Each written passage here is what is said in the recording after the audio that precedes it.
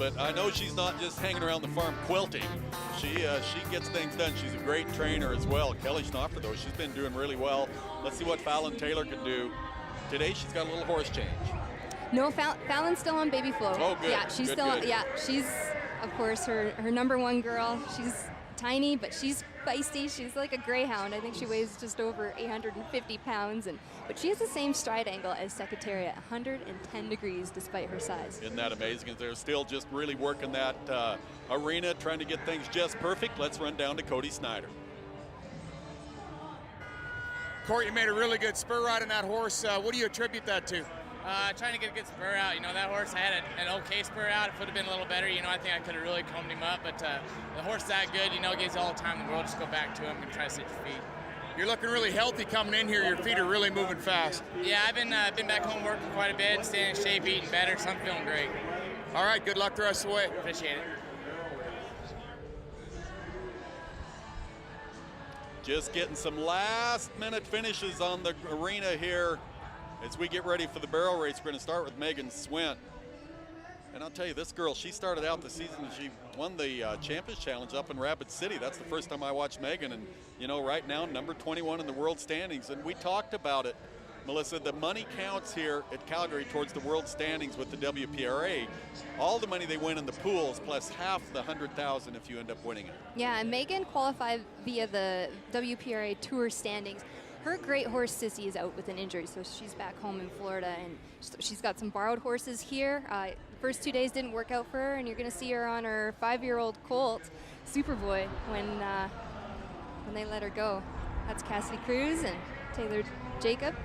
Yeah, you see Megan back there pulling her hat down. She'll be the first out, and if there is any little bit of a slight advantage, it would be first out on the ground. The earlier you run, of course, the better the ground holds you. But one thing they do here, and I got to tip my hat to the Stampede guys, they run in and hand rake between every run. So they try to keep that ground as fair as ever. They are, and we've got quite a bit more moisture in the ground. The girls didn't get to practice this morning, so when I was speaking with Megan, she's feels like she's a little bit behind the 8 ball because she didn't get to ride Superboy in practice 2 days ago. She had those 2 borrowed horses, and she doesn't know what to expect. She's just gonna have to do what she's done her whole life and cowgirl up. Well, she's awful good at it. You're not 21st in the world standings by being average. And the other thing, she hasn't picked a checkup, so she can't just kind of go through the motions and see what's gonna happen. She needs to start winning in order to make it back to the championship on Sunday. So this is Superboy, registered name Oh No Frosty. Like I said, 5-year-old Sorrel Gelding has only been to 1 rodeo this year. So she has no expectations, and sometimes that can big slip coming in. And as we all know, horse trainers out there watching, you got to season your horses. It's really tough to do that at a big place like Calgary Stampede, but Megan had to gamble, and she's just gonna have them go around the pattern here, and he's moving out just fine. Yeah, the big slip really cost her on the first barrel, and she just kind of made a nice, safe run. Coming into that first barrel, she grabs that horn, and there's nothing underneath of him there as he's starting to rate, prepare for that turn.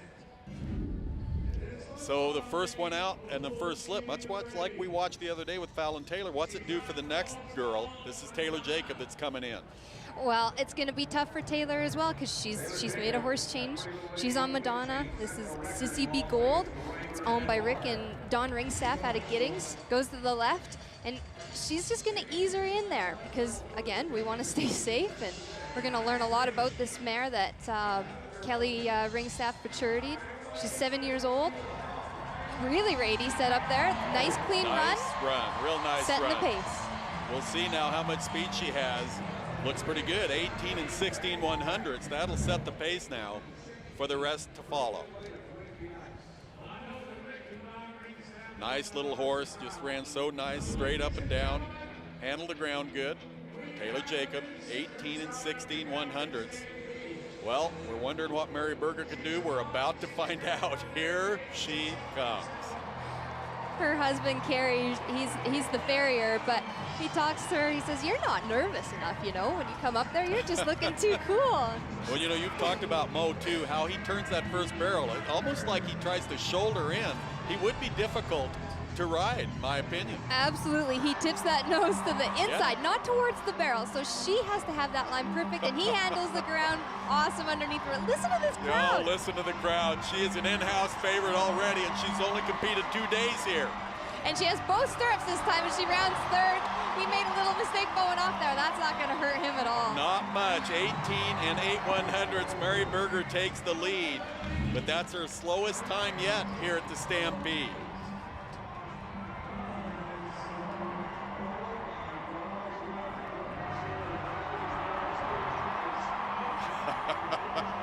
The crowd, if they're not behind her, I don't know who they are behind. Mary Berger takes an early lead. We'll see if she can pick a check up as she reaches into that bucket, picks out a chip. Let's go right to Julie Leggett. We talked about her earlier. Yeah, we'll see what she can do. On her hero, she calls ice, FDI, cash to burn. Oh, slight stumble on that second barrel, but she's still being aggressive. He takes care of her, he stands up. He's used to this Canadian hard pan ground. He is. 18 and 29 though, that'll put her third now in the round. 18.29. Looking at her spot there, slight stumble, just with his front foot, gets his hind end underneath of him and lost a little bit of momentum.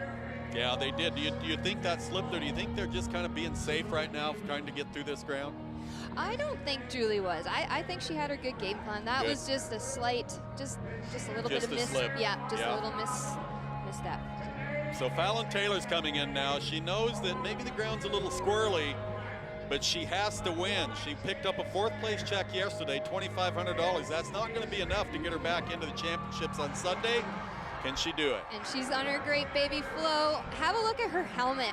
We talk about, when the barrel goes down, that's +5. She's going to ease baby flow through here now. There's no sense in she's giving her all the pep talks. You can see she's talking to her all the way. Easy mama, easy mama. That's what she always says. So baby Flo and Fallon Taylor, he's out of the arena, 18.86, and she just coasted through it, but put 5 seconds on it. 23.86 will be her official time. Just catches it on the back back over the top, side. didn't she? Yeah, that's tight turns by baby Flo. That happens. Fallon Taylor, little bad luck.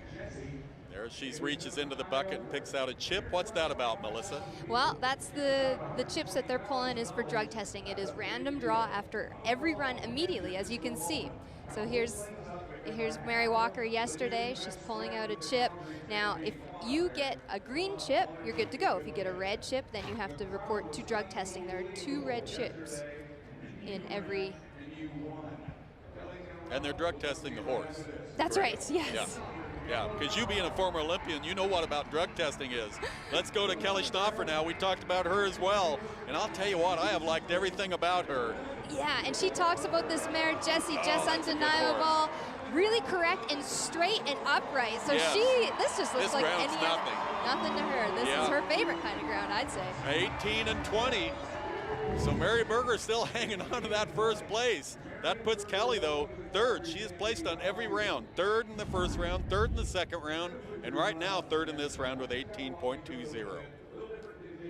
Boy, she's been impressive. I was trying to find out some facts about her, trying to find some bios. I couldn't find anything about Kelly Schnoffer. I was glad that you were here with me because I didn't have anything to say, but I love this horse. She's very humble. As we said, she's a retired school teacher. So for her, she says that rodeo, it's not a have-to game for her. It's a want-to. She enjoys every place she goes. She loves meeting new people and seeing all the sights, being tourists, literally, when she travels. Well, you know what's going to happen. Somebody's going to come along and try to buy that horse from her for about $250,000. She's going to have to make a choice. Yeah, well, that horse is owned by her mom and her stepdad, Patsy and Jeff. She might not be just her choice then. Oh, that's a good-looking horse. Yeah, she describes Jessie as being really sweet, can be anxious as she's going up there, but have a look. She's just calm. She's like she was doing a little practice run, and she's at the Calgary Stampede. I'm with you. Well, let's go to Mary Walker now. Number 9 in the world standings, Mary. Coming in from Ennis, Texas. former world champion in this event, and I tell you, I love watching her run as well. And this is Bojangles. This is his first Calgary Stampede. You can horse tell change. right there. 6-year-old chestnut gelding. He's 16 hands high. That's how tall he is. Just massive and a long mane. You can see she has it all braided up. Oh, slight slip on the backside of first, but he's got a long stride. Registered name, A Frosty Please, Dash to Fame and Sunfrost bred. You know, I watched Very her run. powerful. I watched her run this horse at Kissimmee, Florida at the Champions Challenge. She won the event there. This is an awesome horse. 1856. Little to work on. Coming into that first barrel, a lean, slight slip.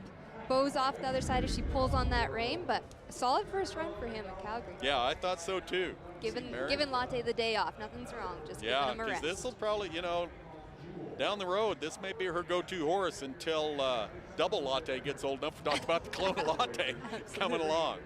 Okay, Sarah Rose McDonald. She has struggled a little bit. Didn't get a check in the first round. Ran a 17.97, 18.22 yesterday. And Good chance right now. She's back on Jewel, Foxy's Driftin' Jewel. This is owned by Trip DePere. It's Callie DePere, world champs. High school rodeo horse. She's got different game plan. 5 strides out, she was gonna check this mare, and she just whips around. So this is gonna help her. Watch her, she's checking her up, having her stand. Oh, and a slight slip, stumble around second. She said yesterday was scary. This mare slipped on all 3 barrels. She had to ride a lot smarter today. So let me ask you this, because you know you shoe horses differently for all different kind of things. You know, you put more traction on them, less traction. Do you think that'd make a difference here? It possibly could, but there's a lot of moisture and movement in this ground here. Yeah. The girls wouldn't have known. They didn't get to practice this morning after that rainstorm last night.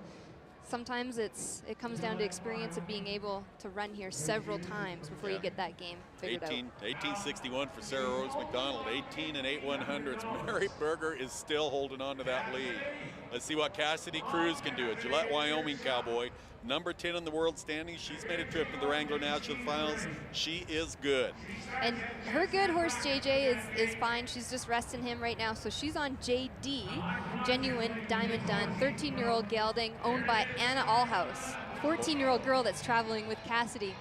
Oh, and she's not afraid to get going to that first barrel, is she? Yeah, he slipped on the backside, and he's really rady and front endy. You can see getting ready, keeping her safe, but let's see if he can get around. See how he pops out of the ground there. That's losing time. Hung up a little, but still might be enough. No, 1862 for Cassidy Cruz. So a safe run, but just not forward motion. That's so important. These horses should be looking like it's effortlessly for them. But when they're popping up and down and their feet are moving all over the place, they're losing time. Well, that brings us to 1 left, and it's a good one. Here she comes. She looks like she's out just getting ready to go to school. This is Ivy Conrado, and she is on fire this year. Number 2 in the world standings. Of course, she follows the number 1 girl in the world standings. That's Mary Berger. So they got a battle going on within a battle here at the Calgary Stampede, and she's riding Tibby again this afternoon. That's right. That was her dad, Kelly, the great trainer for this mare. And their game plan is to sneak inside that gate. The moisture in the ground. He was worried about it moving on Tibby. And when Tibby gets going, there's no stopping her. She runs hard into that first barrel, but handles it great. Touches that barrel. It stays standing. Oh, she's clean so far. And she a little squirrely on the ground, but have a look at her still seat okay. when she's here. She sits down and she's kicking to keep that momentum forward. Well, this may be what she needs to make up a little ground on the world champ ahead of her. 1827. 1827 is going to put her 4th in this round. 1827. And that is going to do it. Good run right there, a little slippage.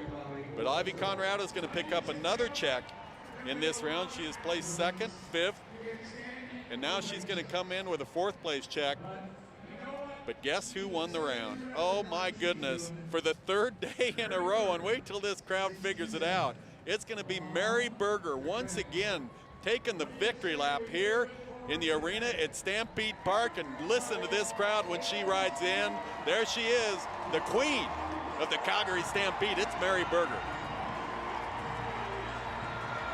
Look at them on their feet again. Mary Berger, the farm girl.